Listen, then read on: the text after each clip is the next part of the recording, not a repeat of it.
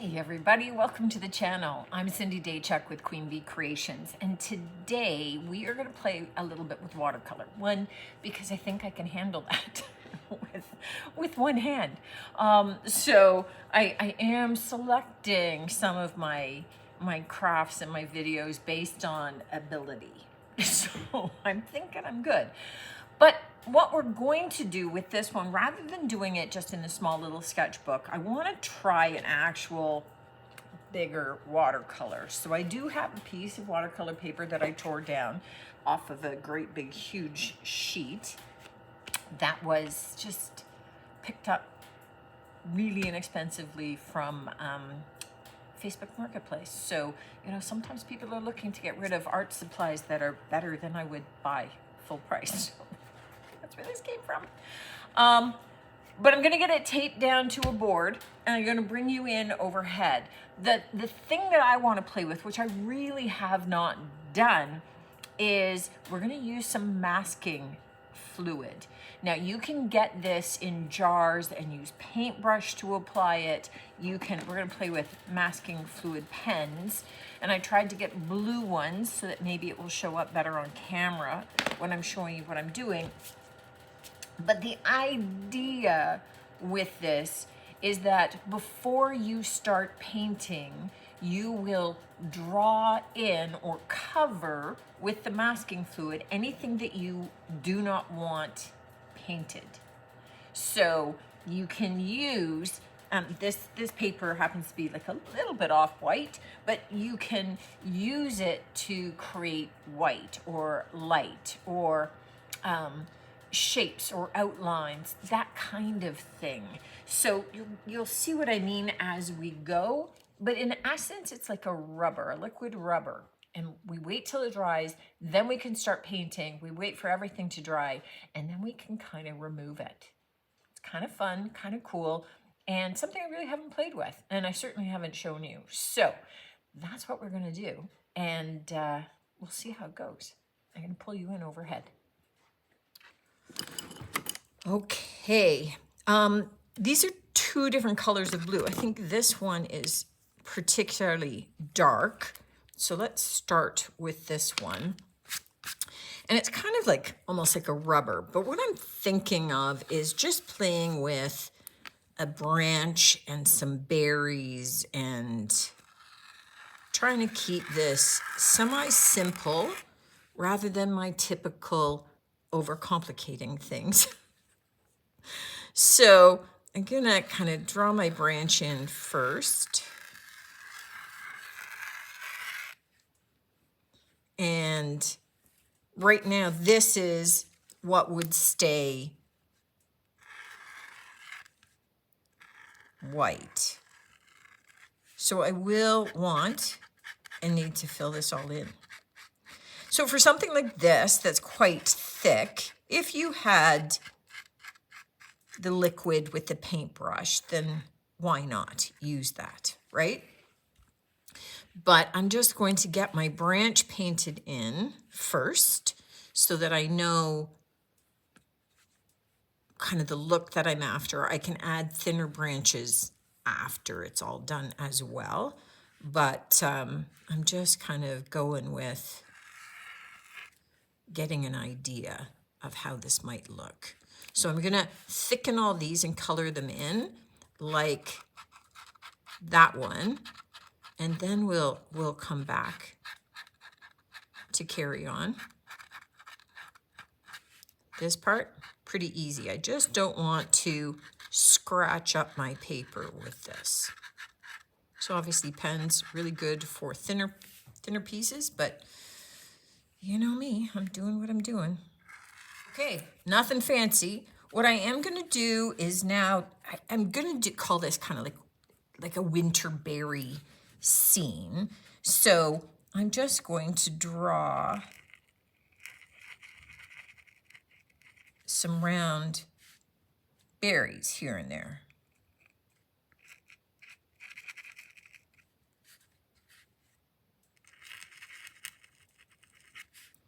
And I can attach any of these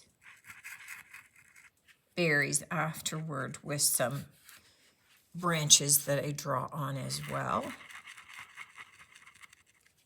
But we're just looking to keep a bunch of them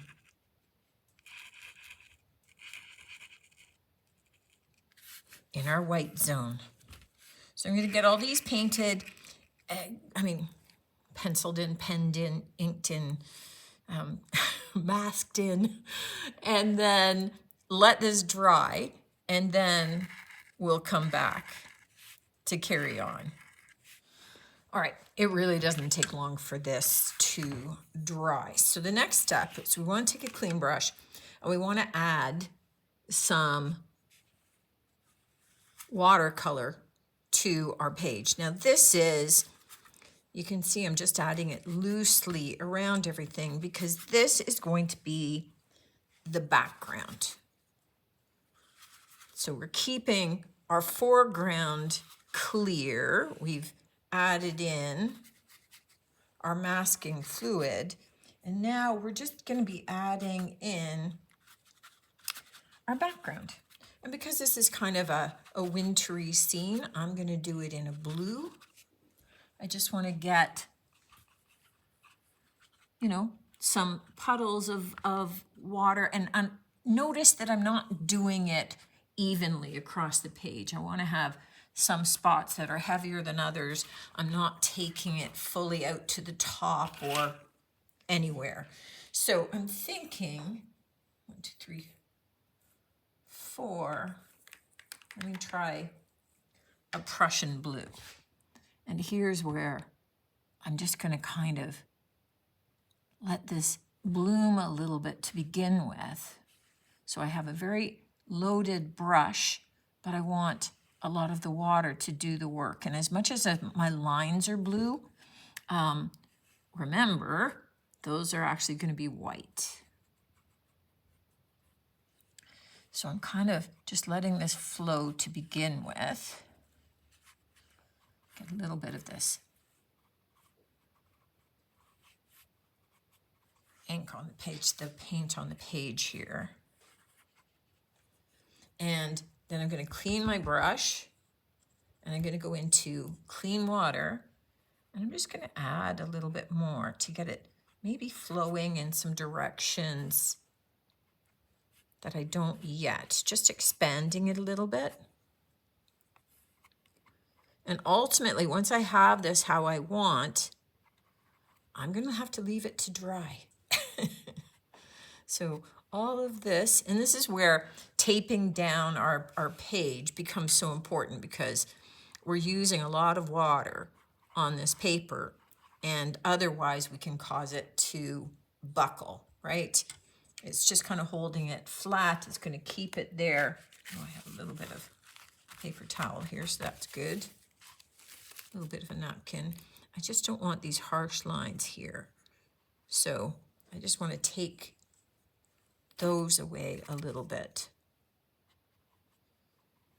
so we get this nice intensity in some spots and have it blooming away in others. Just kind of a bit of a blurred effect, I think, more than anything else. So I'm thinking I'm gonna not overdo it. I'm thinking I'm leaving this. So let's let it dry. All right, the next piece that I want to do before I take up my masking fluid is I just want to get a little bit of white. Oh, Lord. So just some little speckles that's going all over my cast and not over my picture. Okay. All right, not the best choice here. There we go.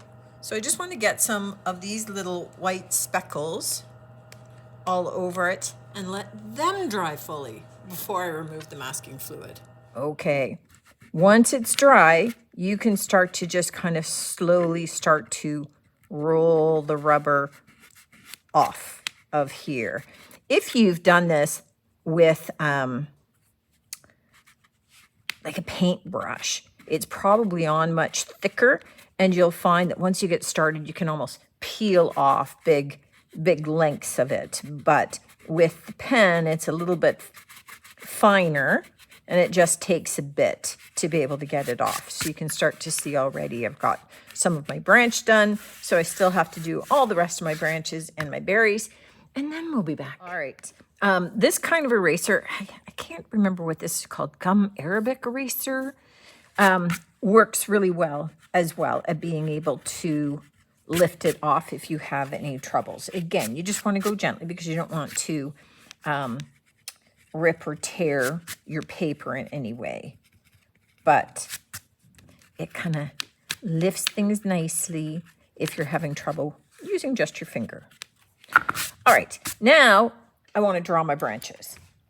So what I don't want is, if I had Payne's Gray, which is a very typical watercolor color, I would use that. I'm thinking, though, that my black, okay, both my sets only have black. Doesn't that figure? I'm thinking that just my plain black, though, is just going to be a little harsher. So I'm adding a little bit of white to kind of dilute it a bit, and then lots of water. So for my branches, what I want to do is kind of do the underside of them. So kind of starting from wherever, and know that I can come in and make these darker. So it's a lot easier to kind of start out light and kind of go from there. But what I'm looking at doing is painting the underside so that I have the opportunity of having them be snow laden.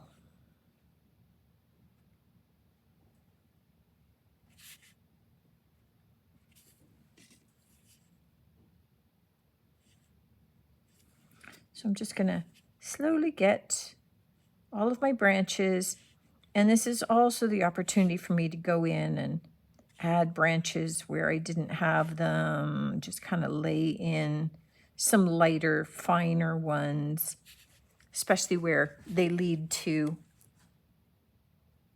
some of my berries. And then I can add in just like dashes here and there of some of that color to just kind of mimic a little bit of the bark. So it's not such a static, straight line. Okay, let me finish with all of my branches, and then we'll come back, but it's starting to outline quite nicely. Now, you can continue to build this up, and even once we move on to the next step, which is to add a little bit of color to our berries, we can strengthen this if we want to. You can continue to add black and some gray. You can start to drop in a little bit of brown if you wanted. Now, what I want with my berries is just a little bit of color on them, but I do want to leave a little bit of the white. And if I find that, well, I don't have a little Kleenex with me, but if I find that it's a little bit too heavy, I can always dab it as well. But I'm just going to get a little bit of color down first, and then go and I can strengthen it after. Now, the last little piece I'm doing is I'm taking a white gel pen. If you're a purist of watercolorist, you don't actually even use white, because anything that you want white, you just don't paint. You paint around that. So already I use some ostensibly white watercolor, which makes you think it's fine. But I don't care. I'm just going to add little bits of white on some of my berries, make that piece stand out a little bit more around them, and just kind of strengthen the white in some of my branches just a little bit. I'm going soft, I'm going slow, and I'm cleaning off my pen occasionally, just in case it gets paint on it. But that's the last little detail piece that I'm going to do. And then I'm just waiting for it to dry. All right, let's take a look at our finished painting. I, of course, put it into just a spare frame lying around the shop because everything always looks better with a frame. So here's our winter berries. Putting it into the white matting, you can really see that that was kind of an off cream colored background paper. I think, all right, in terms of learnings, the masking fluid I think I'm in love with. So that was a lot of fun and that made life so much easier. So I will be doing more with that. I think I would have liked if I'd let the blue background explode out even more. I mean, I don't mind how it kind of hovers around all of the branches, and I kind of like how I did the branches. But I think even more color on the page with it having exploded. I would have liked better. It doesn't mean I don't like it as it is. It just means that's what I would let it do. I would saturate the page a little bit more and let that color bloom out even bigger.